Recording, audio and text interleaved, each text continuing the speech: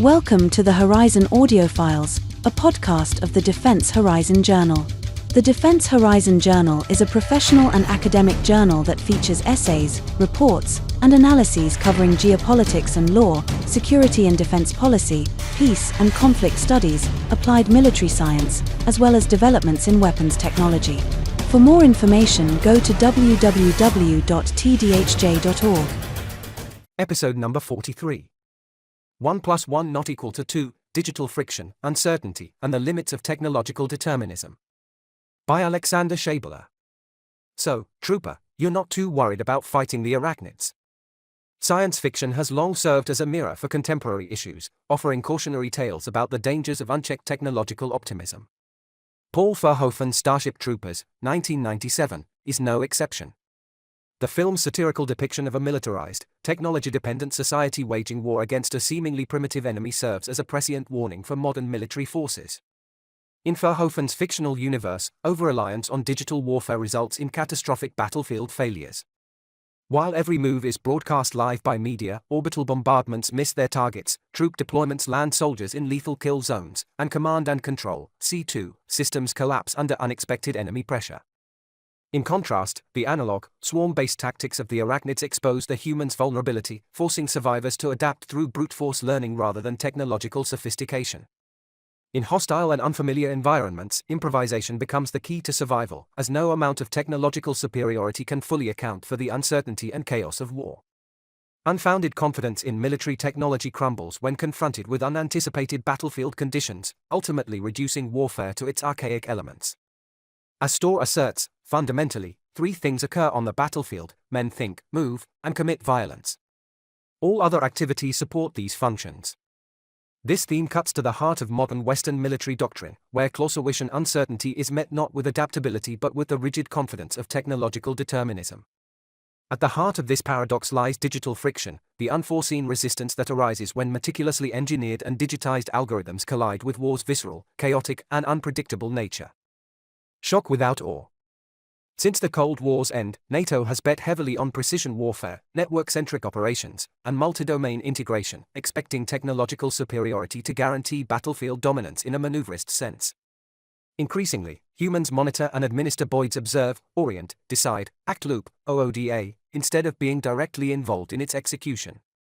The expectations, just as with the implementation of the U.S. air-land battle concepts of the 1980s, lie squarely with the vision of a high-paced, high-intensity offensive that will maximize calibrated force at precise pressure points while making its own AI-supported OODA loop run circles around the enemy. This vision culminates in a document published in 2023 by Mark Milley, the former chairman of the Joint Chiefs of Staff of the U.S. military. Milley introduced the New Joint Warfighting Concept, JWC, as the guide to that future, in which seamless integration of all military services across all warfighting domains would enable them to function as a unified force. He continued by expanding the vision of synchronized planning, shared situational awareness, and effective communication to become fully aligned and interoperable with key allies and partners, implying that NATO's interoperability goals would quickly adapt to American set standards and operational requirements. Other documents and visions provided by a swath of international think tanks, EU white papers and NATO capstone concepts on future warfighting emphasize this ambitious and optimistic perspective, following a North Star of digitized military superiority to guide all that would ostensibly be required to break the enemy's capacity for war swiftly and his will, eventually. Loosely paraphrasing these general strategic trajectories of Western warfare, the skeptic might conceive that all that is necessary is a highly motivated, all-volunteer, interoperable NATO fighting force with a digital backbone in a double-paced maneuverist approach. This force will be equipped, trained, and mentally aligned to operate with minimal friction across inter-service boundaries. Multinational and diverse in its composition, it will cover thousands of miles eastward through urbanized Europe at short notice under a unified leadership that harmoniously transcends national caveats, doctrine, ethics, and laws. Such a force, in theory, will rapidly shock an or any Russian offensive into a physically and morally shattered retreat, thereby maintaining its momentum, strong supply chains, and sufficient reserves to the Western Hemisphere's disregarded borders. Borrowing the words of the great British philosopher Jeremy Clarkson, what could possibly go wrong? More inoperable than interoperable? We are not ready for what is coming our way in 4 to 5 years, Mark Rutte, NATO's newly appointed Secretary General, bluntly stated at the end of 2024. Russia's 2014 annexation of Crimea uncovered the actual state of Western military preparedness regarding great power conflict. In ignoring the uncomfortable and disruptive realities that had accumulated beneath the eastern part of the grand chessboard, warfare in Ukraine has since consumed vast amounts of NATO members' material and financial resources. After 8+3 years of reciprocal slaughter, the Russian Federation seems closer to reaching its ends in Ukraine than any other party involved in the conflict, a fact openly admitted by members of the Trump administration. By deliberately targeting Ukrainian forces and infrastructure with crude yet effective means, such as glide bombs, motorcycles, and waves of low-trained soldiers, Russia's tactical opportunism has not only worn down Ukrainian defenses but also undermined the foundations of Western political and military cohesion. However, both belligerents' ability to rapidly adapt to battlefield conditions, spontaneously exploit emerging vulnerabilities, and seize unexpected opportunities at the tactical level demonstrate a keen learning curve beneath the superficially dumb warfare of attrition.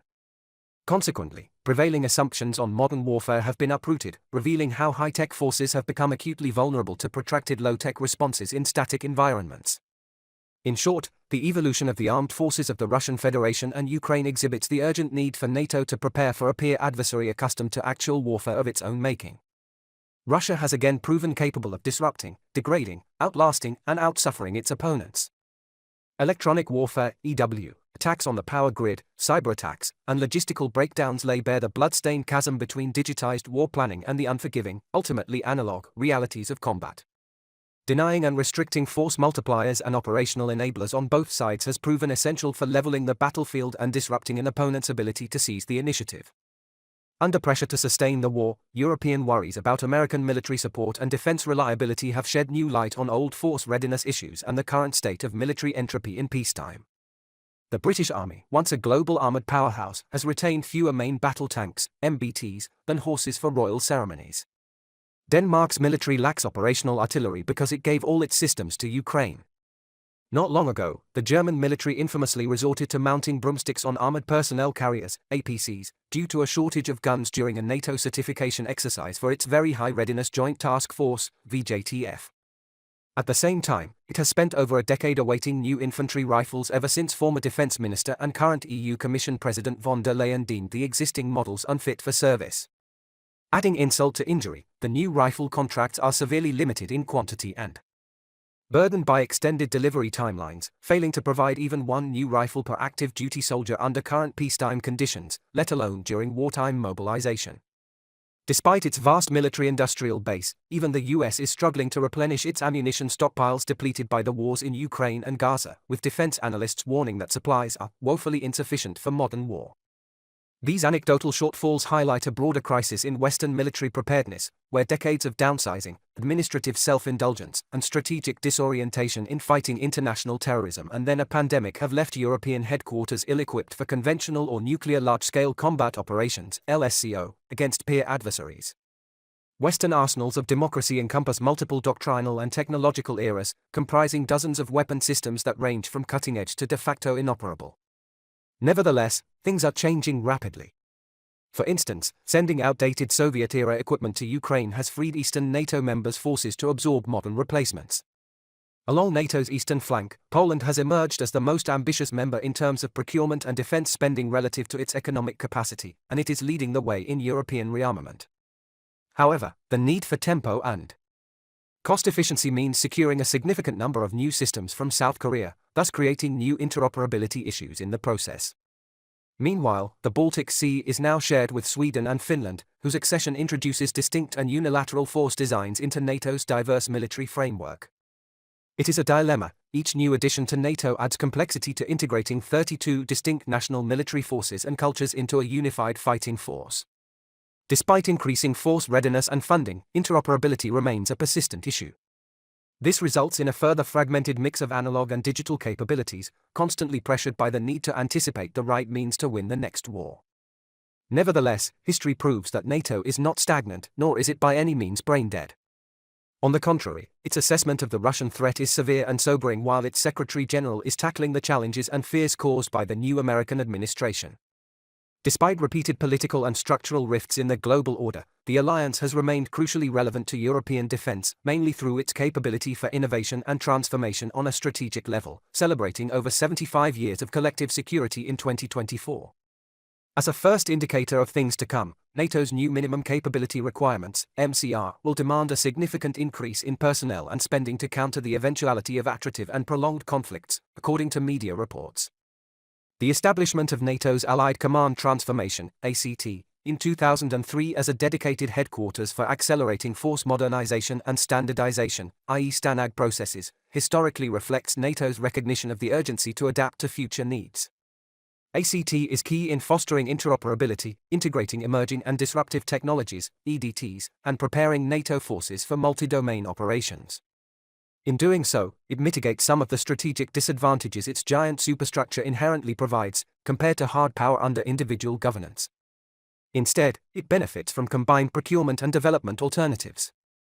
Additionally, initiatives such as the Defense Innovation Accelerator for the North Atlantic, DIANA, and the NATO Innovation Fund, NIF, are intended to streamline the adoption of EDTs and ensure that technological developments from today's battlefields will eventually be incorporated into NATO's ever-evolving high-tech force structures. Carnivores and herbivores. What future wars may look like remains the subject of intense debate. Admiral Vandier, former head of NATO ACT, described the war in Ukraine as the mix between World War I and the war of the future, providing critical insights into how the Russian way of warfare is evolving.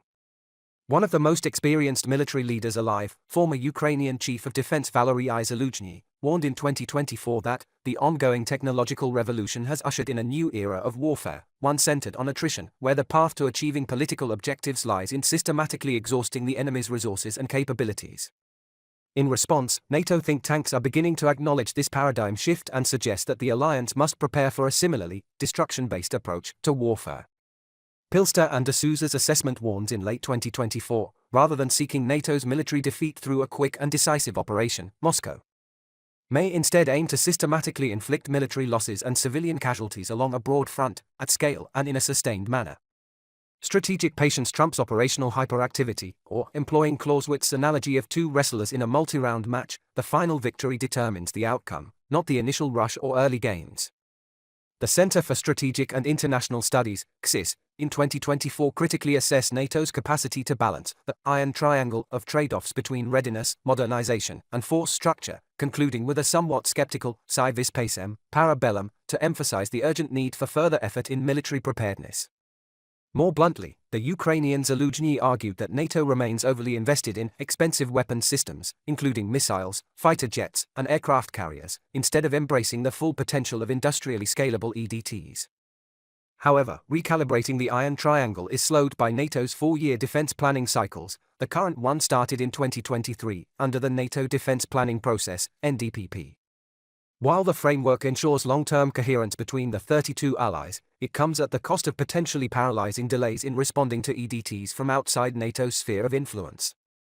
This creates a critical advantage for NATO's strategic rival, Russia, with digital and digitized EDTs catalyzed by a war NATO is not directly involved with. Developments are outpacing the rate of adaptation. The NDPP simply cannot keep up, potentially generating the dilemma that its battlefield relevance may already be obsolete whenever a new capability is approved, procured, and deployed. Additionally, many NATO members are inherently reluctant to adopt the results of the NDPP. Entangled in alternative motivations for non-collective development and procurement, such as national caveats, economic egotisms, sovereignty issues, or simple distrust, their inaction questions the general credibility of NATO's core principles. The resulting lags and glitches undermine force agility, preventing NATO from swiftly integrating combat-proven innovations into its doctrine and force structure, a vulnerability that unilateral adversaries will know to exploit ruthlessly. Recent conflicts in Armenia, Ukraine, Israel, and Syria have shown how EDTs can rapidly reshape the battlefield, accelerating innovation cycles while ruthlessly exposing ineffective tactics, techniques, and procedures, TTPs, and material. In a 2024 address to defense industry leaders, Vandier warned, "Just like the dinosaurs, you see the smoke of volcanoes and simply say you are in changing times. Most Europeans are herbivores, they think there is sufficient grass to feed on. This is not the case. From fragile logistics networks and software dependencies to the increasing role of public-private partnerships, PPP, and procurement models optimized for peacetime efficiency rather than wartime endurance, the very architecture of the adjacent wartech nexus may buckle under the stresses of protracted LSCO in Europe. Alliance members have yet to rigorously improve their collective resilience appropriately. Technological determinism and the cult of the offensive. Maslow's observation that it is tempting, if the only tool you have is a hammer, to treat everything as if it were a nail, offers a summarizing critique of technological determinism. In the age of command, control, communications, computers, intelligence, surveillance, and reconnaissance, C4ISR, one might translate this into, when all you have is a computer, everything becomes code. Undeterred by the sobering realities of NATO force readiness, the persistent belief in technological superiority as a guarantor of battlefield success has led Western militaries and the wartech nexus to embrace a digital-first approach to future warfare. The reliance on digitalized force multipliers has become existential in countering the dwindling numbers of material and personnel in Western militaries. At the same time, military commanders and planners have consistently preferred offensive over defensive operations, as shown by Weissman and Ahlstrom. In contrast, democratic leaders have become increasingly reluctant to choose direct engagement since the end of the forever wars, as the Trump administration terms them. However, in cases of war by proxy, this does not necessarily apply.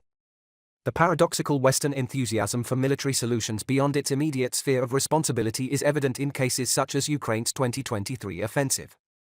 Western support for Israel against its neighbors, and repeated military actions against Houthi militias in Yemen. According to Schneider, a prevailing digital cult of the offensive, the belief that aggressive, technologically advanced forces will inevitably dominate the battlefield has repeatedly drawn the necessary military and strategic attention away from the defensive realities of declining Western hegemony. Combined with systemic optimism in calculating risks and rewards, this mindset can lead to flawed advice followed by poor decision-making, effectively updating Snyder's 1984 critique of military determinism for the present day. In other words, the hypernormalized notion of how warfare must be conducted increasingly marginalizes the why in a broader, more political and strategic sense due to availability, political reasoning and the legal straitjacket of decade-long procurement contracts. Under these conditions, a firm reliance on digitized force multipliers and technological advancements in C4ISR might not improve but obscure military judgment. An overloaded informational domain represents the fog of war of the 21st century. The logical solution, it seems, is for AI to assist in dealing with this information, thus creating a cycle. Digital means of warfare increasingly exclude war's analog ends. During the Global War on Terror, GWOT, NATO's two-decade failure to successfully adjust to the complexities of asymmetrical violence exposed the limitations of doctrinal and technological determinism in this context. The dogmatic overreliance on high-tech solutions for low-tech problems led to the application of ill-suited military forces in the Middle East, further obscuring the hazily defined strategic objectives. In one case in 2017, the US military dropped the mother of all bombs, the largest conventional bomb in the arsenal, to level a tunnel network used by ISIS-K. However, the strike was widely seen as a domestic show of force by newly elected President Donald Trump rather than a tactically necessary or strategically significant operation. After the dust had settled, several outlets questioned its long-term impact on opposition forces in the region. At the same time, the International Committee of the Red Cross, ICRC, raised concerns about its compliance with international humanitarian law, IHL. Gray, in 2015, critically stated the American obsession with the exciting technical and tactical promise in Revolution in Military Affairs, RMA, and with the challenge of attempting to counter terrorism and insurgency in distant and culturally ill-understood lands, as a form of deterministically neglecting low-tech realities. As military technologies condition each other reciprocally, the enemies of the West have adapted and ruthlessly utilized new, sub-digital means of warfare. One of the most consequential yet unremarkable weapons of the beginning of the 21st century was the improvised explosive device, IED. Despite its crude simplicity, the IED forced Western forces to relinquish the initiative on the ground, compelling them to rely more heavily on, chronically limited, air power than on direct engagement. Combined with suicide attacks and a general disregard for human life and international conventions, the IED became a defining feature of early 21st century warfare, contrary to Western doctrinal expectations of how modern conflicts should unfold. The impact of the IED extended far beyond the battlefield due to their rudimentary simplicity and cost-effectiveness, mainly when employed at scale. New generations of military vehicles were designed and procured with IED resistance as a priority. At the same time, infantry training and medical treatment protocols shifted focus toward mitigating IED-related threats rather than conventional combat scenarios. These weapons exploited a key vulnerability of Western democracies engaged in limited expeditionary conflicts, where public sensitivity to casualties shaped strategic decision-making. Within Zambonati's impossible trilemma of counterinsurgency, COIN, which balances force protection, distinguishing combatants from non-combatants, and the physical elimination of insurgents, the IED was at least disruptive, if not even revolutionary. Specifically unspecific and essentially versatile, it shared commonalities and allowed synergies with other dual-use technologies such as the rocket-propelled grenade, RPG, the motorbike, the pickup truck, aka the technical, and the mobile phone. Each of these, in its own way, challenged the presumed superiority of Western technological advancements, demonstrating the power of decentralized adaptation, human resilience, and sacrifice. Combined with strategic patience and clear political goals, IED warfare prevailed over Western interventionism. Today, an IED delivered by first-person view, FPV, drone represents the natural progression of this evolution of military affairs, EMA. As this capability proliferates and matures, asymmetric warfare and COIN operations will likely escalate in tempo and brutality, as demonstrated in Syria and various African conflicts. While this paradigm shift in warfare is unfolding, NATO and the US may consider themselves fortunate to have concluded the GWOT. Are commercial drones revolutionizing the wartech nexus? Evolving in various shapes and sizes, drones controlled via radio signals, fiber optic cables, or autonomous AI-driven systems have become a defining feature of today's wars. 70% of all Russian and Ukrainian casualties are caused by drones, the New York Times quotes a senior Ukrainian defense official in 2025. It is, they say, a feeling of 1,000 snipers in the sky, the report further paraphrases. In hindsight, emerging drone technologies may be regarded as just as decisive as the IED was during the GWOT. Necessity being the mother of invention, advances in drone warfare emerged from the ingenuity of soldiers on the battlefield, seeking tactical advantages their leaders had not initially provided. In a short time frame, their effectiveness has been extrapolated by reciprocal adaptation, commercial availability, and scalability, and they are primarily facilitated by a robust Asian supply chain accessible to all sides. When armed, drones serve primarily as anti-access area denial (A2AD) assets, offering exceptional cost efficiency by delivering high impact at minimal expense. Like many post-industrial commercial success stories, affordability and scalability suggest that swarms of drones will also play a dominant role in future conflicts, profoundly influencing the global evolution of the wartech nexus. Consequently, the EDTs comprising the nexus distinguish it starkly from the classical, military-industrial complex of post-Eisenhower days. The battlefield is no longer shaped primarily by top-down defense industry giants dictating development and procurement. Instead, frontline necessities drive innovation, gaining prominence at military exhibitions and conferences.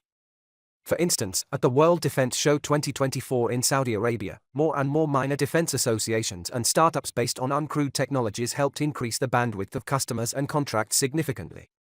The growing enthusiasm for EDTs also signals the onset of a new global arms race, solidifying AI as a core element of military innovation and future doctrinal development.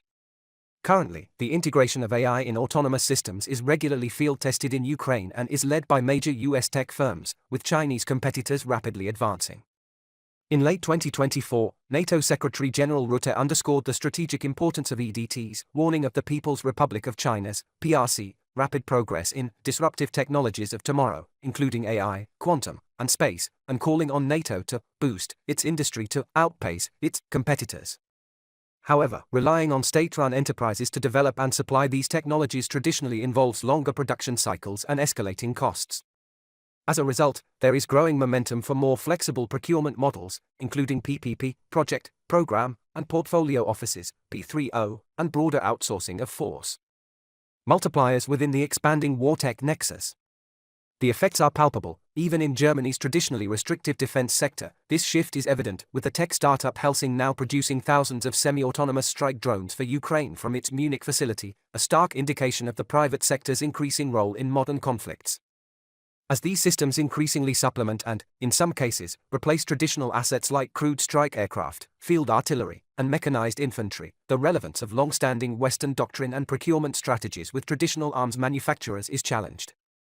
The shift has led to calls for cancelling long-term crewed weapons programs in favor of uncrewed solutions, a recently highlighted perspective by Elon Musk, who questioned the continued investment in fighter jets such as the F-35 and advocated adopting drone warfare.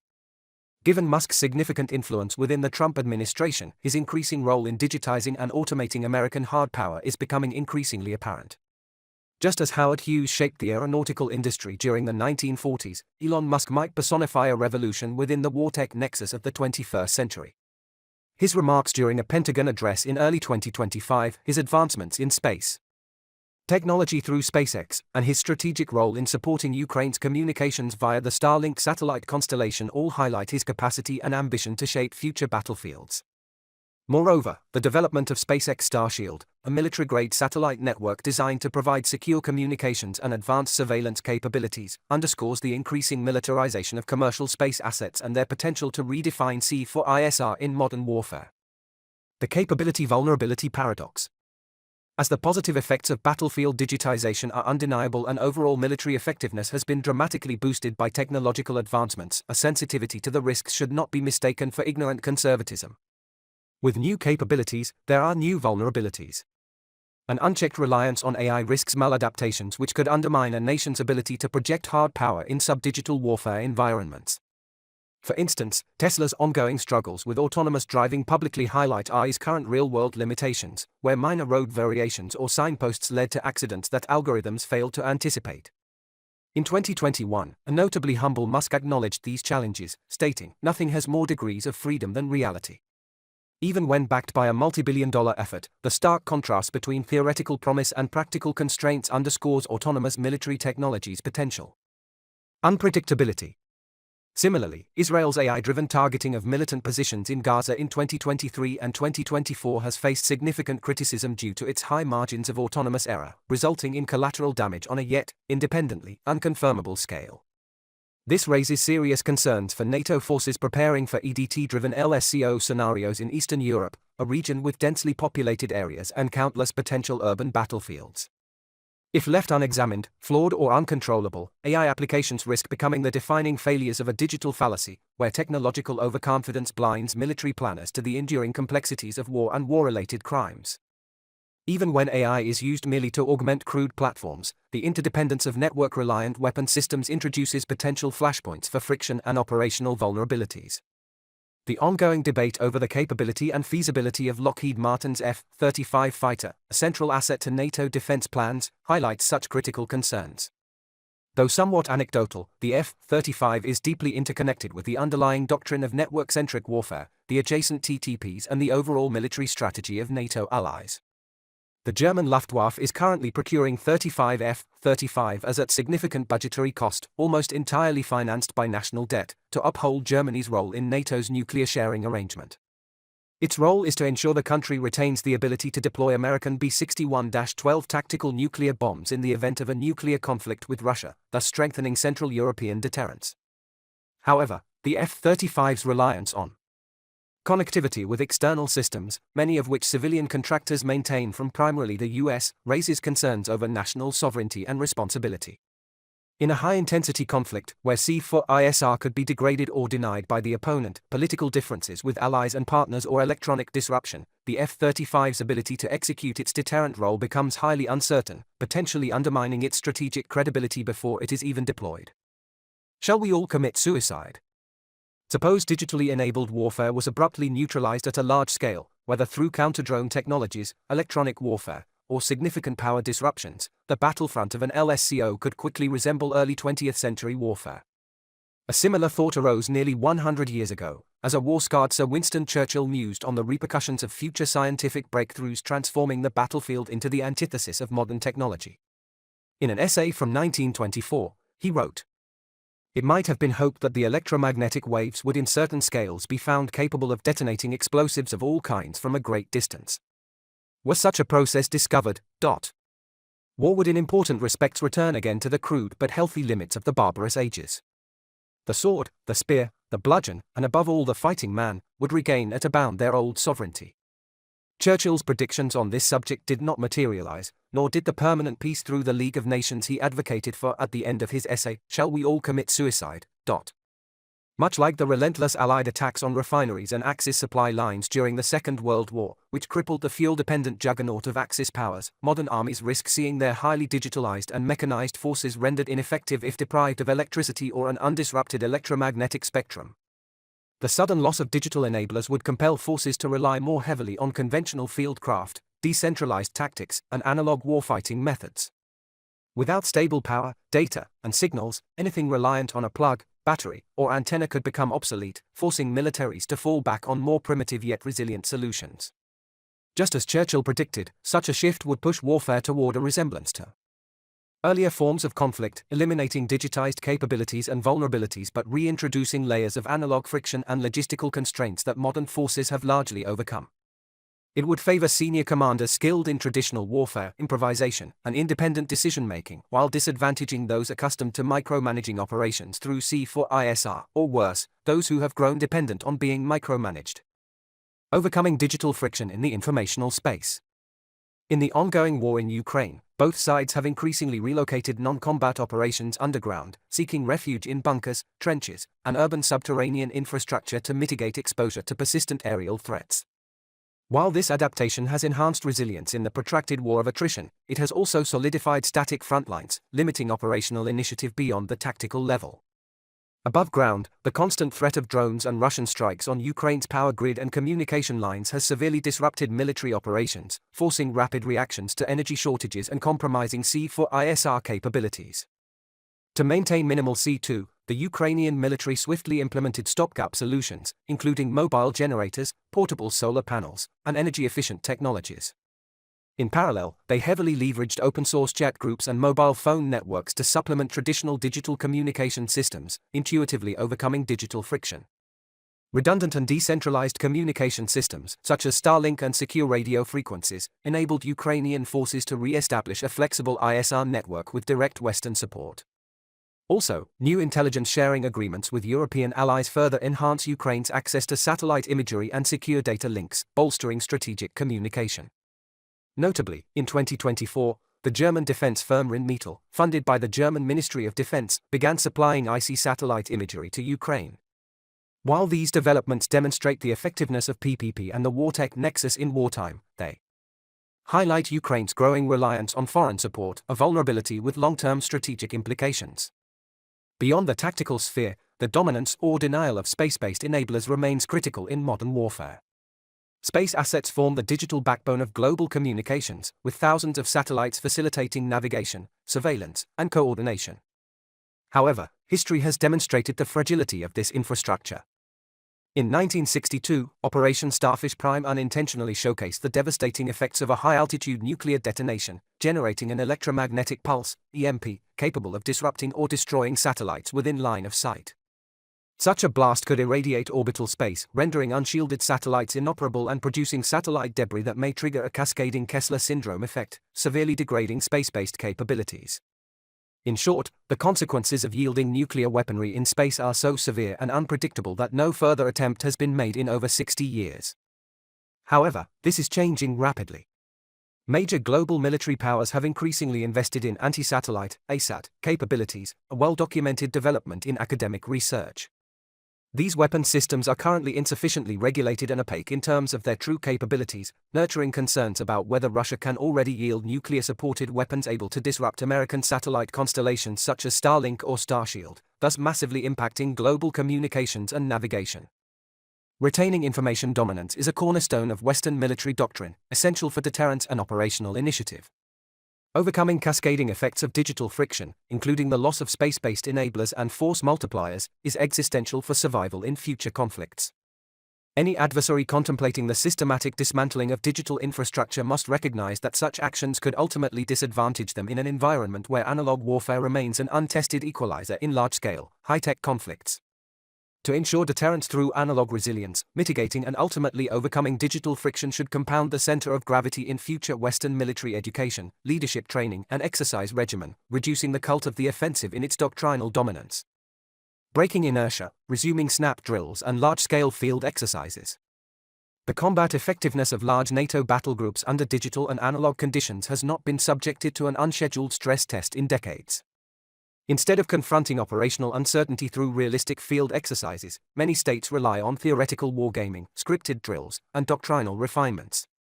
Despite frequent rhetoric on rebuilding military readiness for peer conflict, this is at odds with the unpredictable realities of military uncertainty. As Matlack paraphrases Clausewitz, if war is merely the continuation of politics by other means, what role does the dress rehearsal of war play in military exercises? Addressing this exercise gap requires the return of LSCO-level exercises, conducted without prior scheduling, to ensure soldiers confront operational conditions akin to those experienced in wartime, with the explicit expectation of large-scale failure in training as a necessary means for wartime success. Historically, unscheduled, large-scale exercises have been crucial for identifying vulnerabilities, forcing doctrinal evolution, and enhancing force agility. Nevertheless, few senior NATO officers have ever experienced such drills, as these measures were largely abandoned during the post-Cold War peace dividend of the 1990s. To regain adaptability and deterrent credibility, NATO must resurrect the concept of snap drills, akin to Russia's SAPAD drills or NATO's Cold War-era Reforger series. It must rigorously stress-test assumptions and expose weaknesses before they manifest in combat. Training in such an environment requires ingenuity, improvisation, and a command philosophy rooted in self-reliance. These attributes enable military leadership to break free from administrative inertia, helping forces adapt to the shock of war. More importantly, such adaptability might allow commanders to seize the initiative in combat situations where reliance on digital infrastructure becomes a liability. This principle remains particularly relevant in an era where digitized dependencies introduce formerly unknown digital friction, requiring forces to prepare for the full spectrum of war's unpredictability. A unique but often overlooked challenge to NATO's force readiness is the digital generational divide within its officer corps. Today's senior military leaders, having begun their careers in an analog era before transitioning to digital warfare, possess dual exposure that allows them to operate in contested environments where digital infrastructure is compromised. This skill set is critical for contingency planning amid growing digital friction. Future generations, however, risk losing this adaptability, particularly as networked warfare becomes second nature and reliance on cyber, electronic warfare, and GPS-based systems increases. Ironically, NATO's ongoing recruitment and retention crisis has inadvertently preserved this hybrid expertise. With many Western militaries struggling to attract and retain younger personnel, an aging force structure has emerged, extending the service of officers trained in analog and digital methods. While this prolongs institutional knowledge, it also presents a physical resilience challenge, as older personnel may struggle to withstand sustained, high-intensity combat under analog conditions. A similar paradox exists in NATO's modernization and standardization efforts. Despite pains to adopt next-generation warfare systems, its slow procurement cycles mean that many core member states still rely on outdated platforms. Germany's Bundeswehr, for example, continues to field primary weapon systems dating back to the 1970s, some being partially retrofitted and digitized while others have deteriorated, reflecting decades of deliberate underfunding, strategic indecision, and entropy. Even a significant portion of the infamous Taurus cruise missiles, seen as both a symbol of Germany's commitment to Ukraine and a source of tension with Russia, have fallen into disrepair over the past decades. However, this technological inertia may have inadvertently preserved pre-digital warfighting competencies, as many legacy systems rely on outdated but proven TTPs. Former U.S. Secretary of Defense Donald Rumsfeld captured the essence of this dilemma with a blunt assessment: you go to war with the army you have, not the army you might want or wish to have later. Since military planners can never expect forces to be truly ready for a war of defense due to the lack of initiative, preparing for the unknown is the only option left. Preparing for the war of today. The increasing reliance on digital warfare presents a strategic paradox for Western militaries. While networked capabilities provide unmatched lethality, they also introduce significant vulnerabilities, ranging from cyber disruptions to overdependence on fragile C4ISR. To avoid this self-imposed digital fallacy, Western militaries must adopt a balanced approach by diversifying force readiness and ensuring human leadership will overcome digital friction and operate effectively under degraded conditions. Reassessing procurement priorities and moving away from expensive, high-tech prestige projects toward scalable, resilient warfighting capabilities and sub-digital contingencies that can withstand contested environments.